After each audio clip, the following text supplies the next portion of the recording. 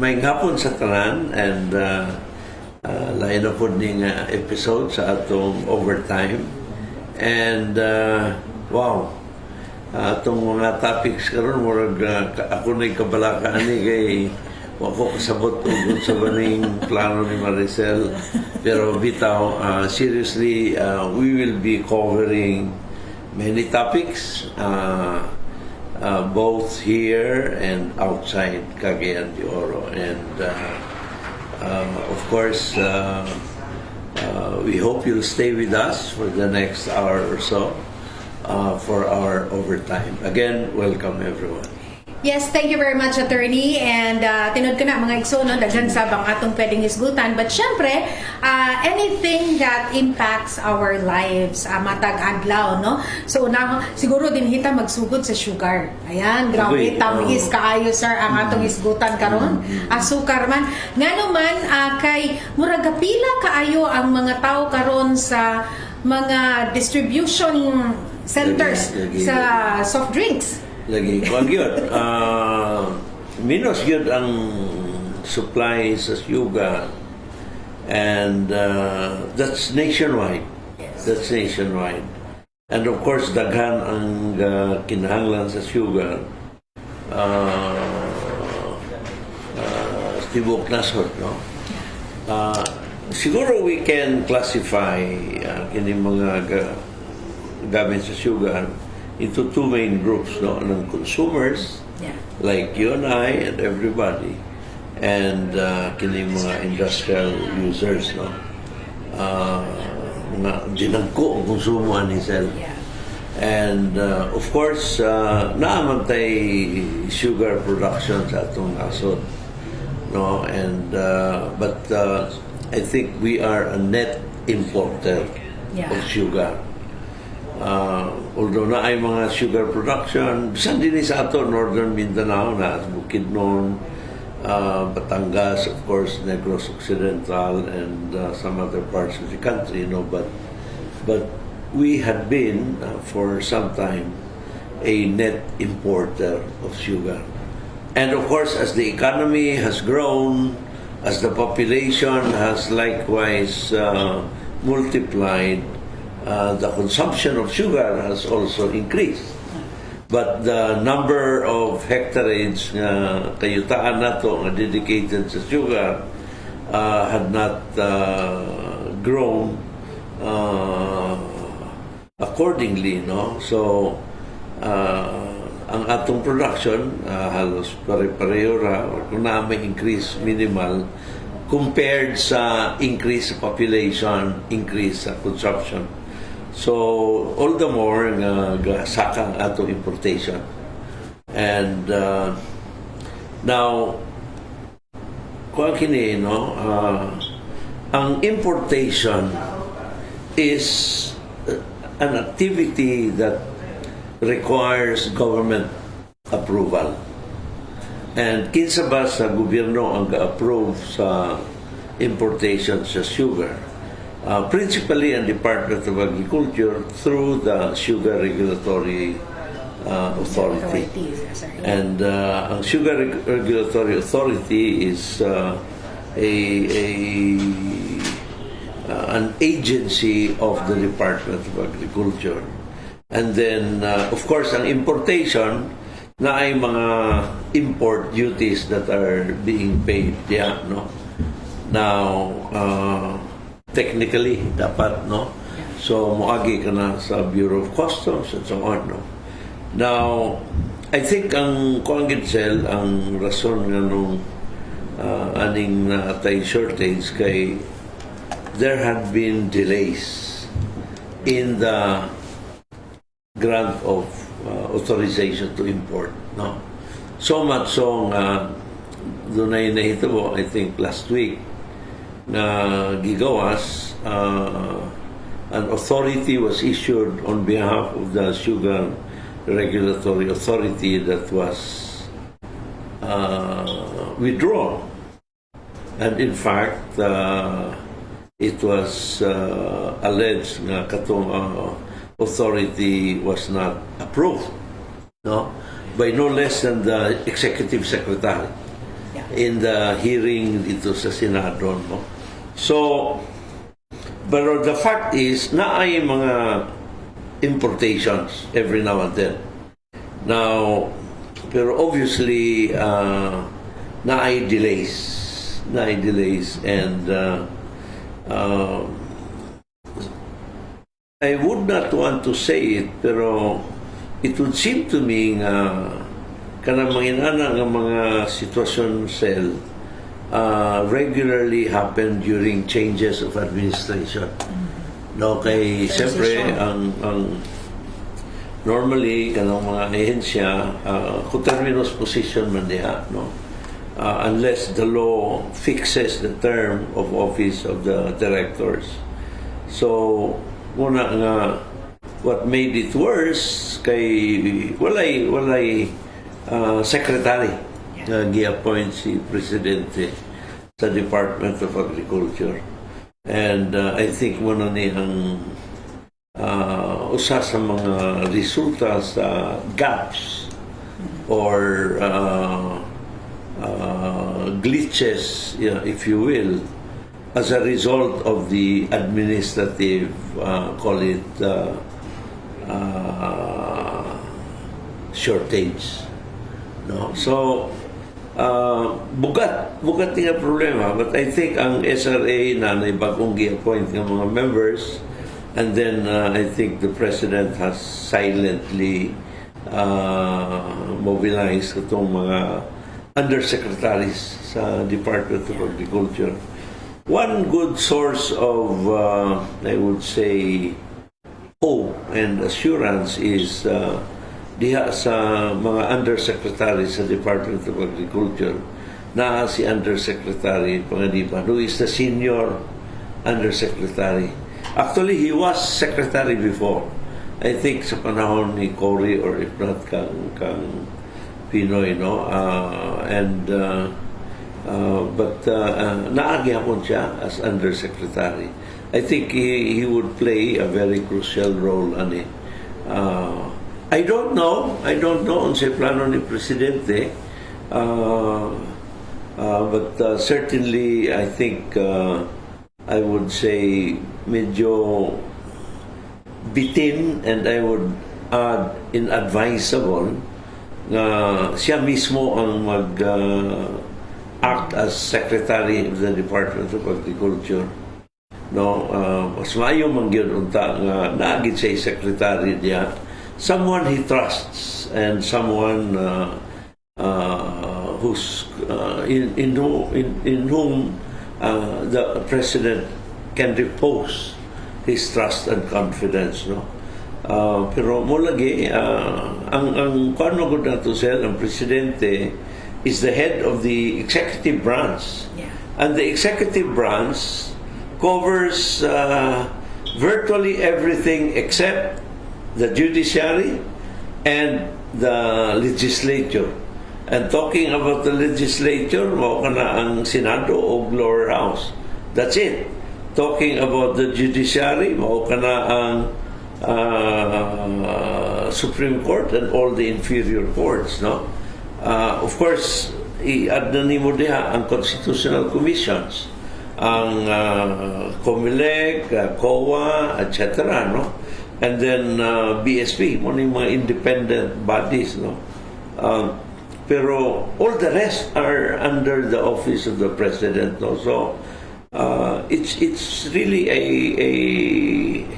an administrative nightmare for one person to handle all of these things, all of the things that are happening in the country. Muna naa kay mga secretaries who comprise, each of whom is a member of the cabinet. And then muna nga every week na ay cabinet meeting. Giuso na ni FVR. Yeah. Giuso na ni FVR nga every Wednesday na ay cabinet meeting, no. It used to be every 2 weeks, no? Pero during the time FVR, every week na. Tungod lagi sa demands of the operational demands of the country, no?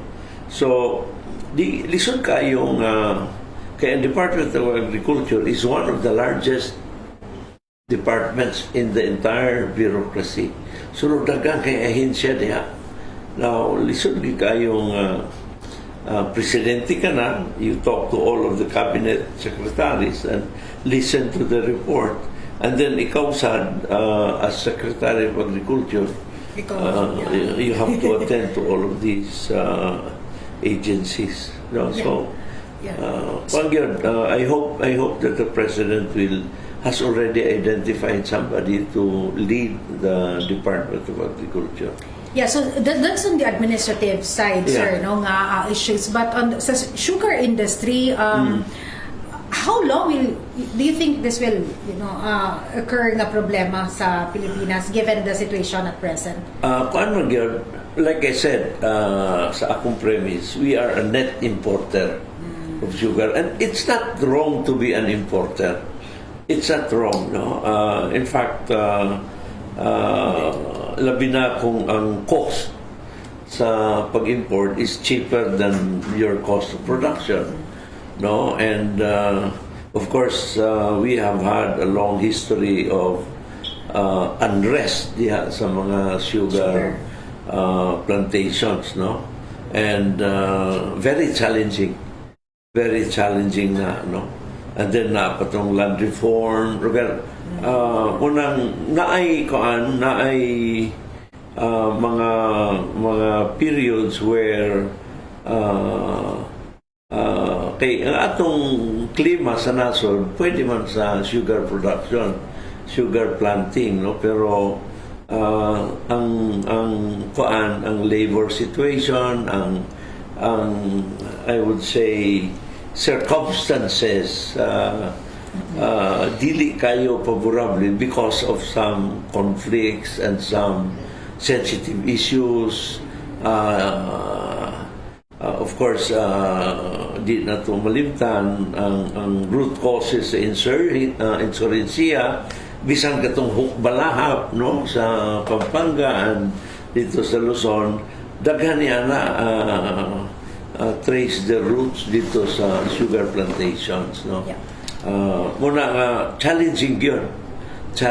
So I think ang approach gid unta, long-term approach sa gobyerno,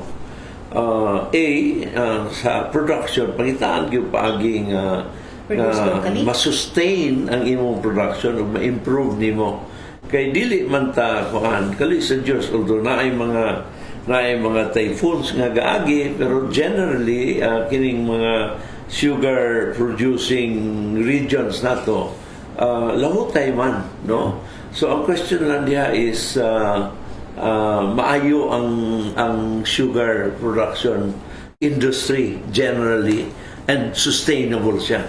And then to the extent nga di pa man gyud kulang, di pa man gyud bastante, we need to have an importation strategy, no.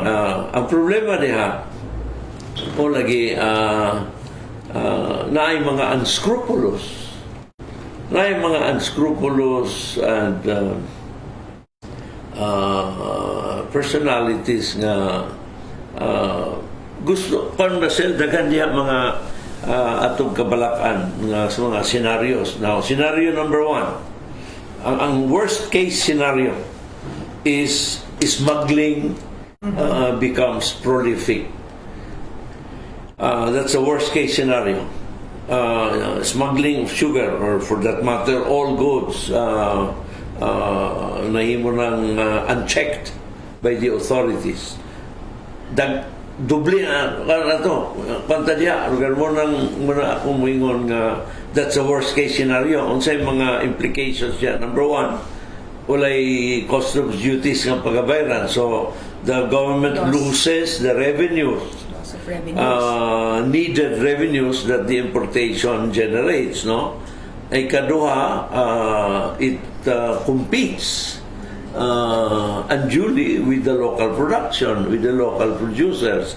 Kay barato man, kay wala may local taxes na gabayaran, so siyempre mo import sila kung ang ilang pagbaligya na would be cheaper than the locally produced sugar, no.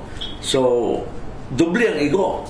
And of course on one hand, ang kuan lang diya, ang ekonomiya lang mo kuan diya nga na ay barato nga sugar, pero long term igo ang imong production, maigo ang imong revenues, and then dito ka na dahil paingon sa anemic nga gobyerno, no? Now, of course,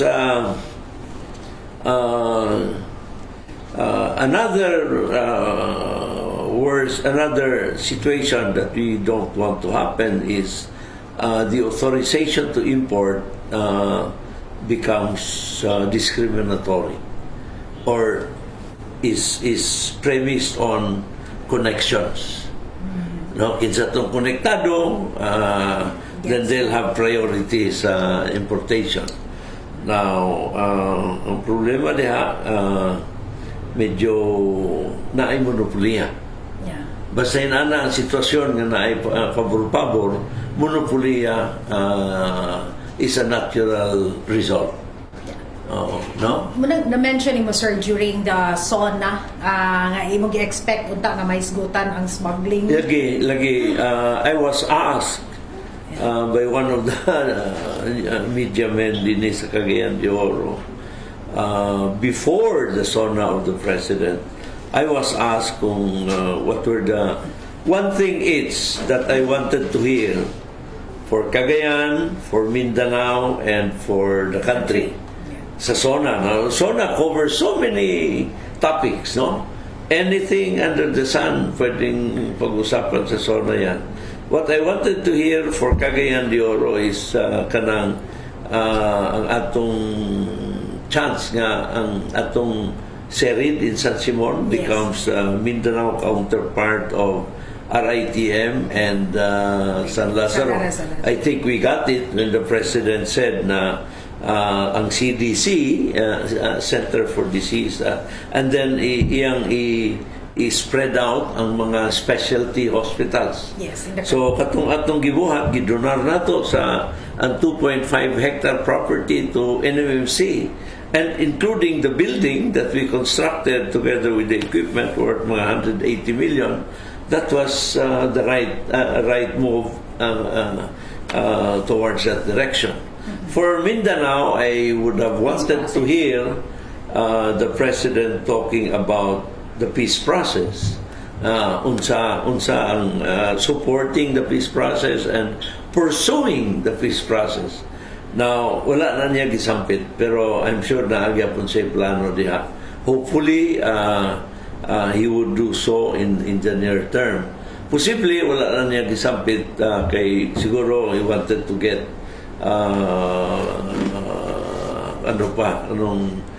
he wanted to be certain on what he would say. But suffice it to say, although he did not say it, suffice it to say nga iyang gi-extend si Secretary Galvez sa OPA. No? To me, that's a good move. Kay ang peace process masustain na to. No? Importante yan na kayo for us sa Mindanao. And for the entire country, I wanted to hear one thing: stop smuggling. That's what I wanted to hear, no? And unfortunately, I did not hear that. Pero, nalipay lungkot ko kay si Senator Ivy Marcos before the SONA of the President wanted him to get mad at smugglers. Yeah. No, so sigurado kong although wala niya gi-mention, naana sa iyang priority tungod sa iyang magulang na si Senator Amy. But I think dito sa iyang SONA, he wanted to be on the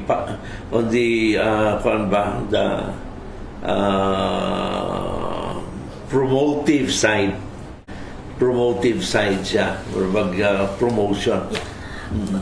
Press statement ang Malacanang, sir, regarding kining sa sugar shortage nato, saying it's artificial and blaming it sa mga hoarders. Of course. And probably smuggling also. Well, mo ka na ang tuyo lagi. Now, abi ni mo, Sel, it has become automatic. Kung na ay gusto mag-import nga dili sila gakatiman, naagi mahitabo nga shortage. kay admitted man nga short gyud ang local production, admitted ka na. So sayon ra kayo nga imong ipatibaw that your supply, local supply is very short. Na mo nang mga pamaagi ng price manipulation. And one of them is hoarding. No, and of course, you stock up your supply, imong itago, so may tabo diya, there will be shortage. Yeah. So, ang epekto diya, musaka ang presyo, and then another effect is the authority to import becomes more compelling to issue. No? Pero mo lagi, I hope na dili sakyan ba, lugar, kung naman na sel, nalagay mga unscrupulous individuals nga who can not only think of doing that but who actually do these things, no? And so ang akong tanaw diha that the commitment of the government is being tested nga ibabaw ba gyud ang rule of law or kay kwan magin na sa ato sel fundamental na sa ato nga Philippines, we are a government of laws and not of men, no? That the rule of law is king and the king is not the law. Na linya, no? Pero anyway, very unfortunate, no? Na yung mga balaod against hoarding, against price manipulation. But of course, what we'd like to see is enforcement. Now, kana sad nga balaod, kinahanglan na mag-cooperar sa mga LGUs.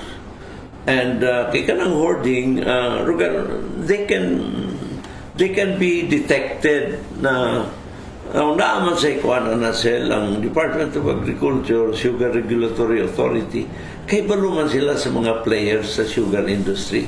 They know each other. Yeah. They know each other, and again, more ng kuan dia. What I'd like to see is a strong statement and followed by strong assertion by the President that we are a government of laws and not of men. Dili ba angay kabalakan karon sir kay ang impact dito sa other commodities like karon ang soft drinks medyo na gano na, well, apektado na siya. Dili sa unsa pero soft drinks combine na sa sugar. Yeah. So ako I have stopped drinking soft drinks already. Since my blood sugar kanalay sa mga sugar nag-isa ka diabetic ang soft drinks. I'm sorry sa atong mga pero kana it's something kaya niya to sel, di ko kakaon, di ko mo, wala ko iabay na soft drinks. Di ko kakaon, no? Pero but I had to learn to eat without soft drinks by my side. Kay, mo lagi, ang sugar. Na kulba mo na, ang sugar will affect your kidney and so on and so forth, no? Na muna nga, pero still, dili gid maayo nga walay sugar. Di gid maayo, and of course, ang soft drink industry is just one of those who take the hit, no, because of the artificial shortage of sugar, and siyempre, mabalaka kay ang sugar is a basic commodity that cannot be denied, no. So any shortage sa basic necessity or prime kuan kana sel, any shortage is not healthy for the community. Yeah, ang presyo karon nagtaas na pud siya sir. Sige. I think 126 na. Inana man na kay there is lower slacken ang imong supply whereas demand rises. Na ang demand nag-rise magid na because of the population, no? na kung i-shorten, imong i-reduce ang imong supply, so musaka ang presyo. Musaka ang presyo. And it's not good. It sets back ang imong economic what it results to is na ay mga distortions sa imong mga economic data. Sir, kanibang importation, especially sa atong mga imported goods and commodities such as sugar and even rice, unsaon ba pagdepensa sa usa ka nasod, for example the Philippines, aron dili kaayo ta maapektuhan sa external forces pag-abot sa importation? Let's say for example na problema sa ibang nasod, unya mag-import ta, unya apektado ta sa mga panghitabo sa gawas. Actually, imong yung paliguno ng imong local production. Because every country, mugid na ang imong kwansel, mugid na imong gusto buhaton na ang imong local supply is enough para sa imong local consumption. In fact, if you can produce more, ikaw na magbaligya sa laing nasod, mas mayo. Now, makita mo na sa imong trade surplus ka ba o trade deficit, no? Ang Pilipinas medyo bikil, nagdako ang atong trade deficit. Ikumpara na to ubang mga nasod, mga ASEAN, I think Vietnam trade surplus na sila, no? Kita trade deficit pagyapon, gadako ang atong trade deficit, no? I think karon na to sa mga 40, no? And baka na remember tong guest na tong Consul General sa People's Republic of China, unsay priority sa China? Food, consumption yun. So they invested in local production. So munang kung sila nga karon kami, we export our products. We export our products, and to think that China has more than pilang populasyon sa China. Tako kayo, biggest in the world, no? Pero still, notwithstanding their population, they are a net exporter. So, bugkasabot na gwapo ang ilang local production. Now, kita sell, dili lang sa sugar, daghan pang mga produkto nga we are a net importer. Naapa ng oil. Sugar, rice, uban pa nga mga bisan sa rice, we still import rice. Even technology, sir. Of course, no? Pero there's technology, hopefully, and technology transfer. Yes. Hopefully. So, kung gitna, siyempre, if you import, you need to have enough resources para pambayad nimo. So mahitabo karon na ay mga kanalgi exogenous factors. Other countries kanang nahitabo sa Ukraine, there is lowering of supply kay ang European Union dagan man sa ilang nagboycott mo palit sa Russian gas, no? So dito na sila palit sa Middle East. So ang supply sa Middle East dagan karon gailog, no? Na unang nagmahal. Na kita, we have always been buying oil. So nagmahal man, di apektado kita muna na price adjustment sa local supply every now and then. Na mo gihapon na sa sugar. Maugiya po na sa ubang mga produkto. Munang kaangyod, if we continue to be in trade deficit, na daghan na tayong mga economic figure, economic data nga madalahig, balance of payment, na kana pa dahil atong fiscal deficit. Siyempre, kung nakakay mga importation, na kuhaan ka na sell, labi na og wala kay import, wala kay kanya mga revenues na na-generate kay kanya smuggle siya. So apektado ang atong revenue situation yan na ang mga galastuhon sa gobyerno hindi man pwede nga imong itiway. So muna the government will continue to borrow through government securities. Sige, utang. Na mo dako na imong utang, either domestic borrowing or foreign borrowing. So fiscal deficit na ang atong budget para sa next year 2023 is estimated at 5.2 trillion pesos. Na asa man ako ang revenues? So asa napit ang focus dapat sa gobyerno, sir, to address this trade deficit? Tanan. Yeah. Sa atong local production. So mo nang improve gyud ang atong ang importante gyud edukasyon. Mo nang edukasyon para matrain ang mga tao. Sunod dayon kanang skills development program. Mo kana lugar agriculture. Lugar kay kuan man mo nang I remember niya to do na to'y tax credit scheme. Tayo tax credit scheme, no? Kay reklamo ang atong mostly sa agriculture sector. Now, the Filipino farmers are not getting the same support that other governments are giving to their citizens. No? Sa other countries na ay mga subsidies, na sa ato medyo bitin. Naamang galing farm to market road, mga anak. Pero sa ubang nasod, mas grabe ang ilang subsidies sa ilang farmers. Now, so what did the government do? I remember katong tax credit scheme. Ang ito ko ato sel, so kining mga importers, most of them are exporters also.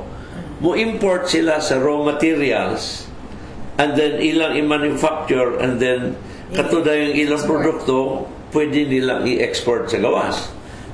Very good group to support, no?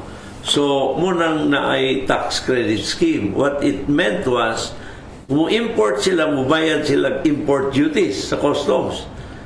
Na kanang ilang gibayad na import duties sa customs, they will be given, ilang gibayaran, pero they will be given also a tax credit certificate equal to that amount. So, kung naa sila balay runon, nga buwis sa pag-export sa ilang produkto, katong ilang tax certificate muna ilang ibayad. So kaisa ra sila magbayad. Normally bayad sila pag-import, bayad sila pag-export. No? So katong at scheme at least kausa na lang magbayad. So na-subsidize sila sa cost of one transaction. Pero naitabo kay momentong skandalo. Ang naitabo kay fake man ang mga tax credit certificates. Fake, fictitious. So, mag-export sila, libre ang ilang taxes. Kaya i-present nila tong fake na certificate na wala nila bayri. So, the government lost billions of pesos nito.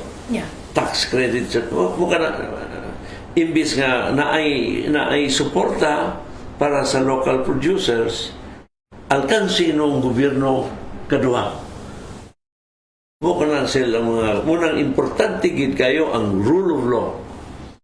Importante gid kayo ang rule of law.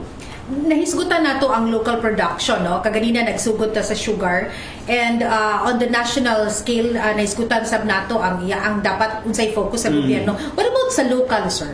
Ang local governments in general, unsa na klase nga suporta ang mahatag para sa local production? Well, naamantay ko kanang mga price checkings. Munang trabaho ni Atty. Egay ito muna natay collaboration with the DTI. I hope gipadayon na ni Mayor Clarex, no, kay kuan na siya. So dapoy kanang price watch. Kanang price watch, no.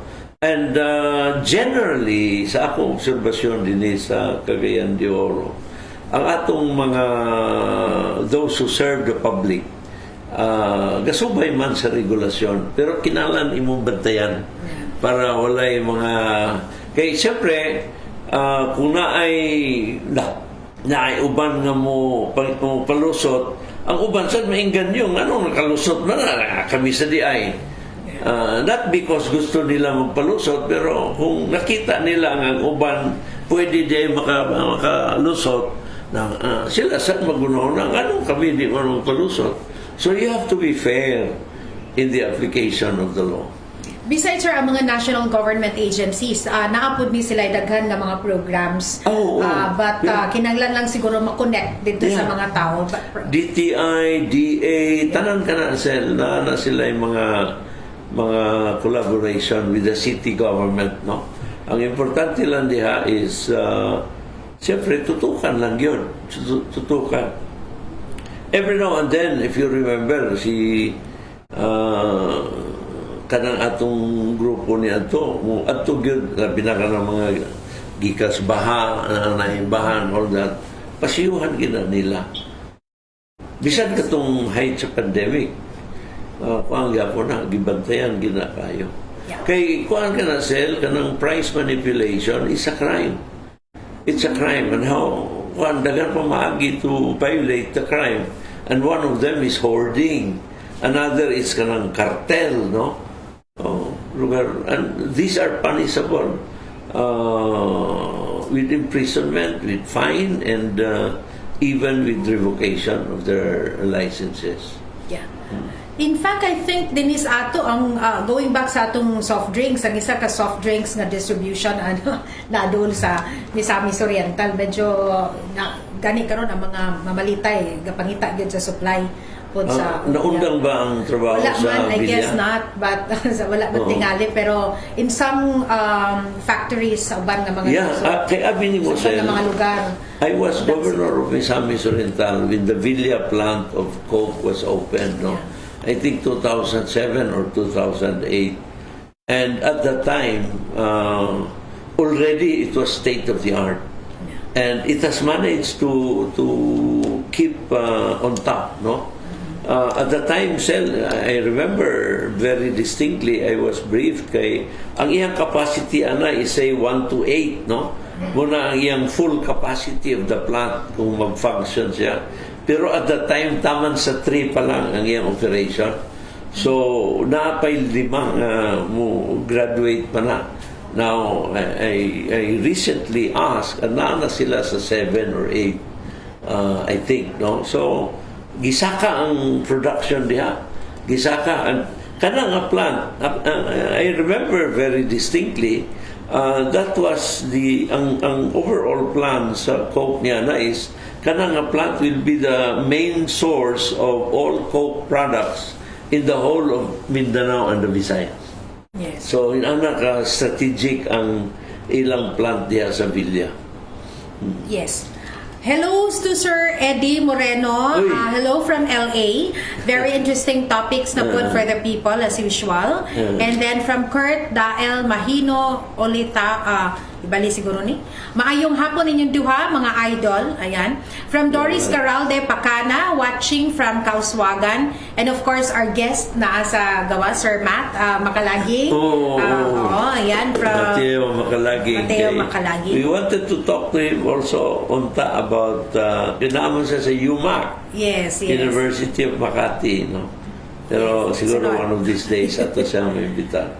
Ayan, and also to Sir Willie Chu, good job daw. Hi, Willie. Yan, thank you for joining us this afternoon. Yes, so kining sugar, sir, sa imong projection, malangan-langan pa rin ang problema, given na dati. Nag-issue naman sa SR ang authority to import now.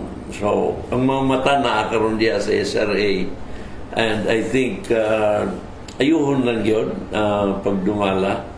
And naanay bagong set of officers ang SRA.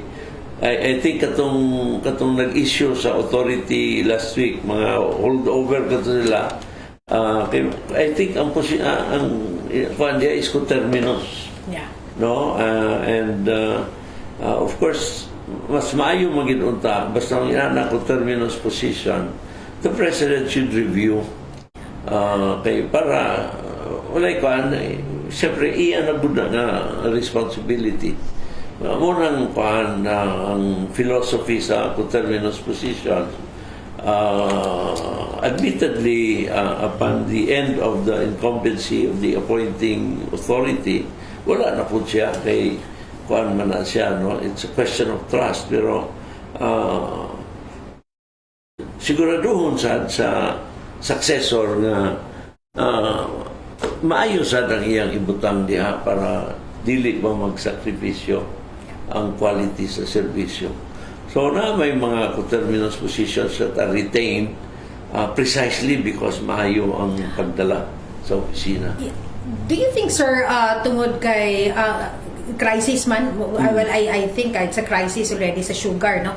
Naapagyapon siya silver lining. Do you think this is an opportunity for other industries na ma-discover basin mag-sugar free na or na ng mga campaigns because we cannot be dependent sa importation forever, or do you think so? Well, ang kuan gyud kining ibalo ko mga doktor are smiling kay wala ay ang soft drink susud kayo kaposo diabetes, no.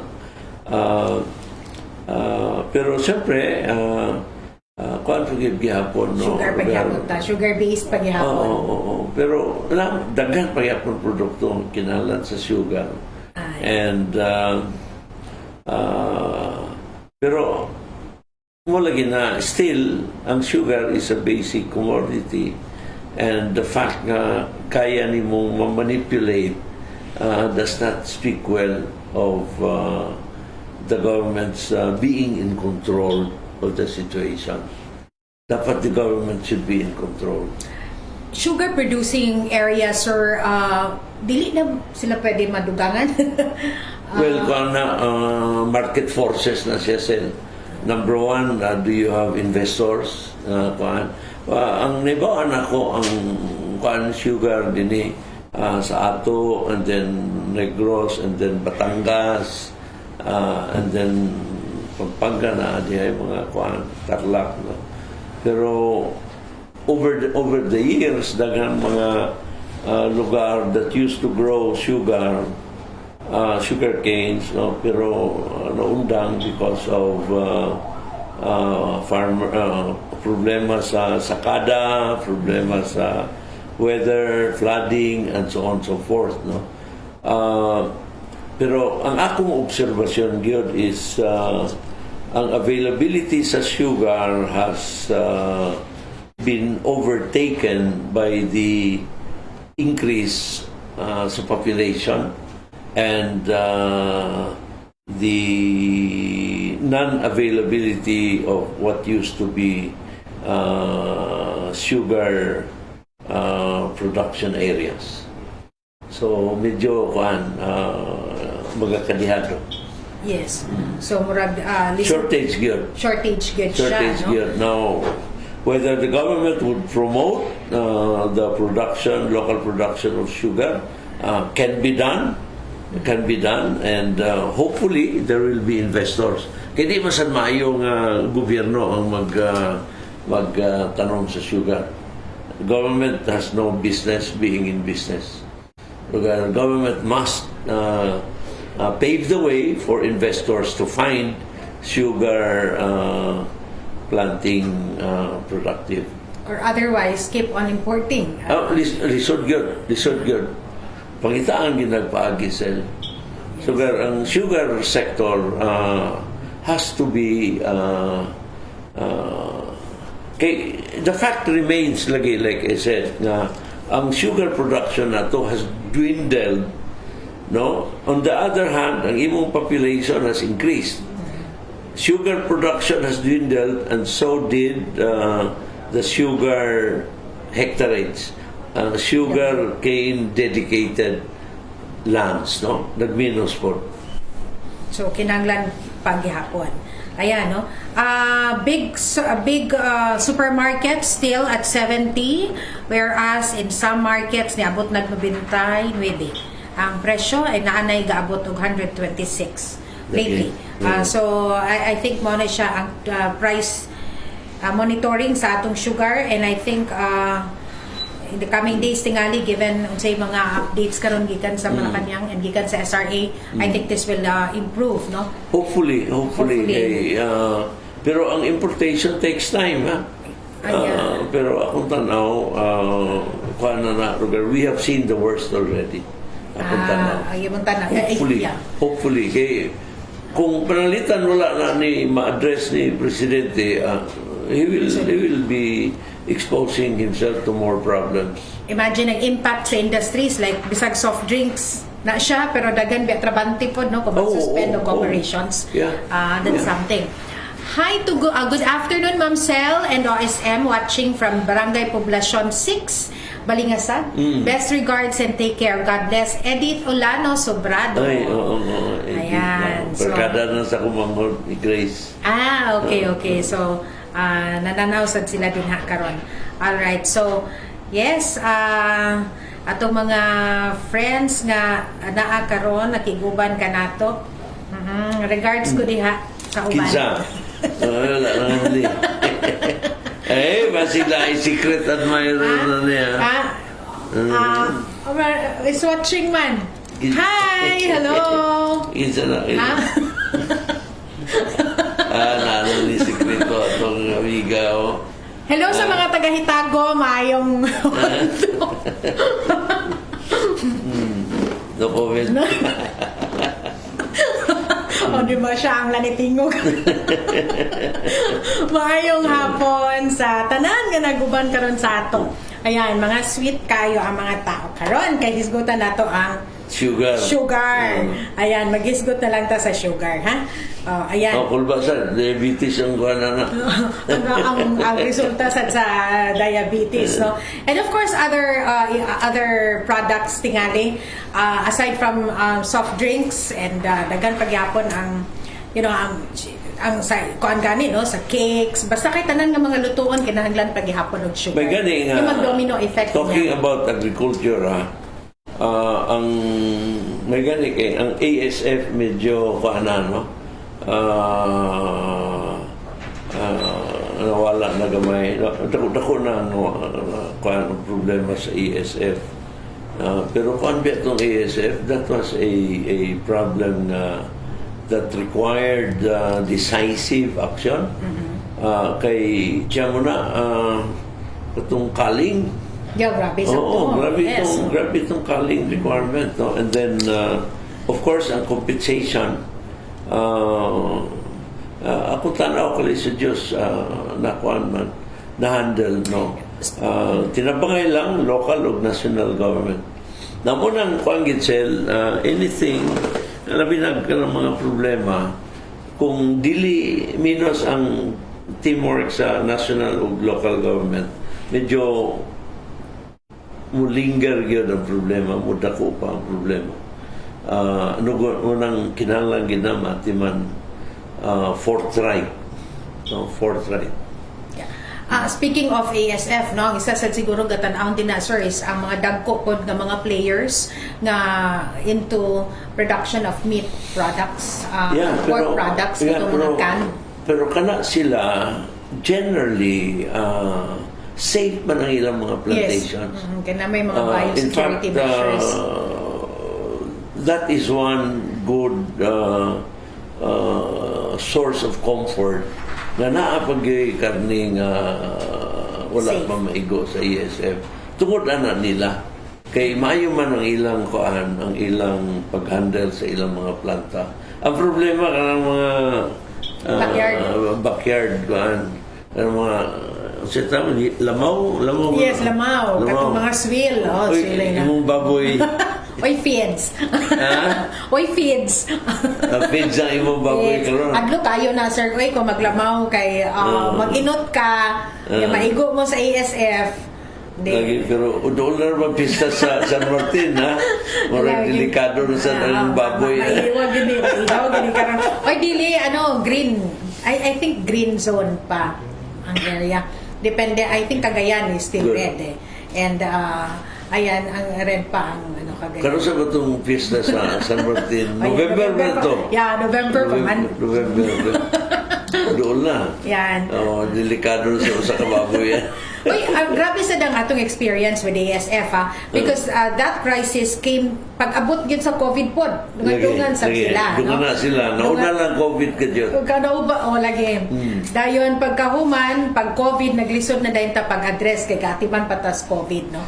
And abi mo, Sel, talking about COVID and ASF.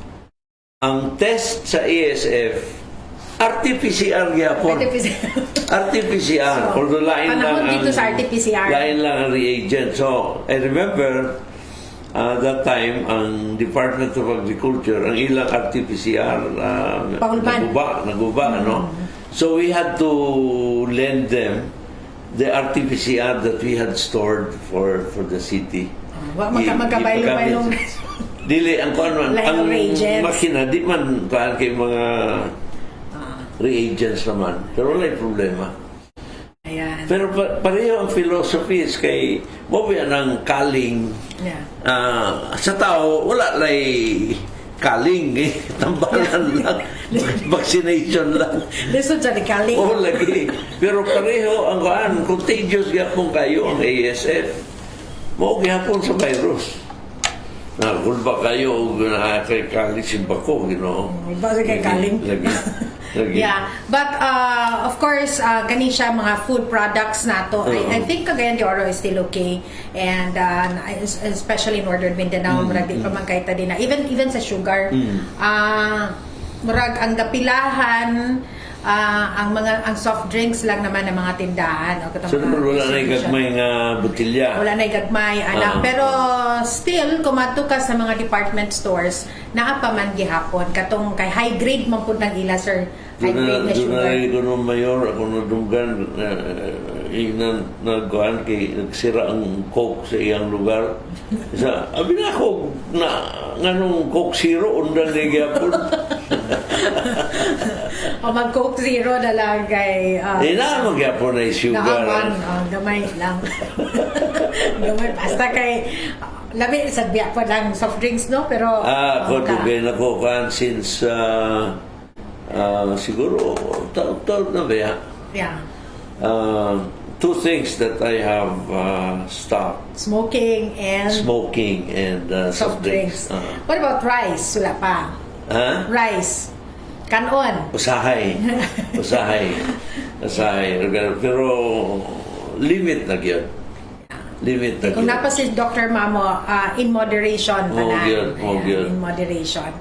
Attorney, medyo na tay oras, overtime na po. Ayan. Yes. Yeah. And kaya itong topic sa talking about agriculture. So, fisheries. Now, I don't have data, sir, but I heard that there's also a problem sa salt, sa asin. Asin. Shortage sa asin. Kita ba des Miss Or kay dili kay tungod man ang iodized, requirements sa iodized. Yes. Pero dili anang natural nga asin. Naaman, available man ang asin everywhere except nga naa ka ng balaod that says nga pagbaligya kag asin kinahanglan iodized gyud, which is preferable kay that's a healthy product. Pero na yung mga health issues diya, Sen. Pero the shortage is not because of anything but because of the requirement of the law iodized gyud ang ibaligya. Okay. Kita okay mo ta sa asin nga gikan sa baybay alubihin. Gikan sa alubihin. So malingaw ko ani kay nagisgot na mi sa sugar, nabot na mi sa asin, sunod ani karon bitsin ka. Uy, maistorya na sa nato Ajinomoto. Kung essential ba or non-essential. Uy, pero kuhaan ka na, kaloy sa Diyos na karon ng every year ang Ajinomoto, they're paying Cagayan de Oro a higher rate of tax. Tungod atong kaso. Yes. Ano gud lang wala lang nabuhatan lang istorya nga ngilad kayo. Pero these are commodities, sir, na kanang importante, no? Actually, usahay household. Bitchin is non-essential. Yes. Pero for many years, ang Vicen has been classified as essential here in Cagayan de Oro. So, Diferensya man ang tax, di ba? diferensya ang tax. Kaya ang essential, mas mubo ang iyang tax rate. Ang non-essential, mubo ang tax rate. Ang Essential. ang non-essential, taas ang tax rate. Ang essential, kay kinahanglan man, mubo ang tax rate. Ang problema, ang Vicen has been classified as essential. Sa ato pa mubo. So, mubo ang tax rate, alkansi ang syudad for many years. Ipataas. Na mo tong produkto sa settlement, nag-agree ang manufacturer na mubayad na sila sa tax based on the higher rate. Agreed na So sila. karon the city is benefiting from that. Yes. Every year since 2015, the city has been benefiting from that. Yan. And the city will continue to benefit from that. Yeah. Okay. Yeah. Mga, kwanto siya, no? Mga learnings na to sa Oo, past. pero kuan man, ako, I have no regrets. I have no regrets. Kaya nga, no, Katosel, we stood on very solid grounds. Pero, unfortunately, doon na lang yung mga grupong gamit ka to demolish us. Demolition job na gito siya. So, nagkapait sa ombudsman tuo diretsong katong compromise agreement kay kinahanglan manggod sa City Council Authority. Pero in the end, the Court of Appeals upheld us kay ingon Court of Appeals nga that was within the power of the treasurer to enter into. Yes. So, yeah, isa na siya sa atong mga revenues. It was a collection strategy. Medyo lang high-handed. High-handed. Pero yeah, revenue generating revenue, itong, karon, city concerns. continues to benefit from that. Yes. So, yeah. Incidentally, ang kuan, ito na istoryahan, mga taxes, kay ang city nag-improve ang collection sa taxes, labi na sa real estate tax. Nag-improve, kalisa Diyos. Yes. Kato ka GG gapon. Gapon, GG. Kaya ang BIR would want na mahalinan ang mga real estate brokers kay ang source of taxes and revenues coming from the industry. Dagan man dia ang capital gains national. Yes. Doc stamps national. Sunod na yun ang real estate local. Okay. Other industries, medyo man siya nag-hinay during the pandemic. Whereas sa real estate, wala. So, continuous ang ilahang revenues from this industry. So, ang gusto nila nga dinha ang focus. That's why they're giving mga innovations para sa industry. I think nasa tayo data that showed na ang real estate tax collection sa Cagayan de Oro has increased even during the pandemic. Kay wala man lugar kay siya maapektahan. By the way, ang pansa diya tungod sa atong classroom project. So ang willingness sa tao to pay nag-improve sa siya. Nakita man nila nga sa kapaingon. Sa kapaingon ang ilang gibayan. Because that's part of the RPT, di ba? Correct. Ang RPT real property includes the Special Education Fund. Yeah, and So that's why nakita man nila na ay mga classrooms, na ay mga bagong high school. So the people, the willingness to pay real estate tax has even improved. Pero naka-boost siya sa confidence sa atong mga taxpayers, no? Para magbayad sila. Kaya nakita nila nga, ang gikan sa katawhan. Alex ka, no? Yeah. Sir, overtime na. And ako lang sa i-plug, na atay, please check out our page, Oscar S. Moreno. Ang atong mga food vlogs. That's also our way of, di ba sir, thanking our food industry. Yeah. Last time dito ta sa Fat Chef, di ba? Fat Chef. And asa man ta karong weekend? nag-arrange pa. Nag-arrange pa. Ako daghan ako mga favorites nga gusto. Lagi, oo. Abi ninyo kanang among food vlog siya gyud asa ta karon kung asa iyahang ganahan kay daghan kay taog panlaban gyud nga mga restaurants in Cagayan de Oro. Yeah, and one of these days dalo na to Balingasag. Yes. Kay unsa may ato ni ano Uy, nabiya to dito sa dito sa baybay sa Balingasag ba? Ay, o sa dito mga pagkaon, mga bangus nga kuan. Specialty sinugba dito. Dapat itong sardines. Sardinas nga bangus. Sinugba nga bangus. Tinuwa nga bangus. All about bangus. Tinunon nga bangus. Ang imong ginawa ni bangus na bangus. Kada tilap ni mo ba bangus na. Pag tilap ni mo kay bangus na sa iyon kato nga tanang luto sa bangus. Basta Balingasag bangus. Ayan. So, uy, the best bangus in town. Ayan. So bitaw. Alright, so thank you, Attorney. Uy, birthday ka ron ni former Mayor Rocky Kalingin. Yes. Happy birthday, Raka. Sir Rocky. Happy birthday to you. Diba? Tama si Mayor. Asa ba to si Sir Rocky? Alright, so thank you sa tanan nga nakiguban karon sa amo. Thank you very much, Attorney. Yeah, Sel, salamat. Wala, tagdi ha. Ulbida. Ako na may gihimong guest ni akong partner. Kaya, hapit na biyata akong yoga. Ako na may gihimong guest ni akong partner. Partner ta. Naay akong guest. Ako na may gihimong guest ni noon. Pero okay lang. Okay lang. Kahit na ta mag-yoga lagi na. Di lang tayo dyanon sa atong gibita. Bitaw. Pero interesting na ganun kay topics to talk about, no? And of course, kung saan ato ano man ta? Wednesday. Dapa, kamulo pa may sir. Masig ako na sa mo i-guess niya. Birthday ka. Yes. Bitaw. Naapatay Webes. Si Dr. Mamo. Dr. Mamo, damo lagi na. Naiyon sa?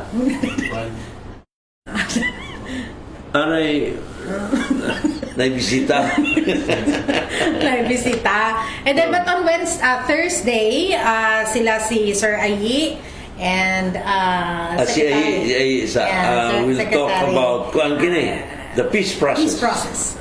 Isa di siya sa tulong kay mohang gusto nga makuan. Kadang bisita na to si Ayi atong hangyon si Ayi nga naa siya map of Mindanao that shows where the barn territories are, no, para atong kuan naa kay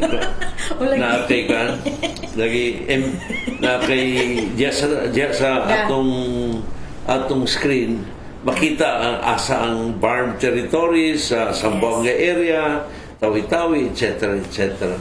Para masayon ang pag-explain ni Ayi kay kinahanglan sabtang nato ayo ang barn kay ang peace process is very, very crucial for the whole of Mindanao. Yeah. Okay. All right, thank you very much. Thank you, Attorney. Yeah. Host or guest? Dapat ikaw ang guest kay naka-blazer. Dahil akong lakaw-lain mo. Sabi ko na kay nani, kinapa ko'y lain na kuhaan lakaw. Pero mag-inspired ka na karong panahon na sin? Kaya ma-showbiz gini, ay gini yung sabihan, kaya ma-showbiz gini ganyan. Si Maricel kaanuan, inspired. Mura ka si Heart Evangelista. Kulbasan! Naimon cheese? Salamat kayo mga igsoon. Salamat for your patience. And I hope you'll join us again tomorrow. Yes. Salamat, may hapon. Thank you very much, Attorney Oscar Moreno. And sa tanan nga nakiguban karon ka na mo, mayong hapon ka rin yung tanan.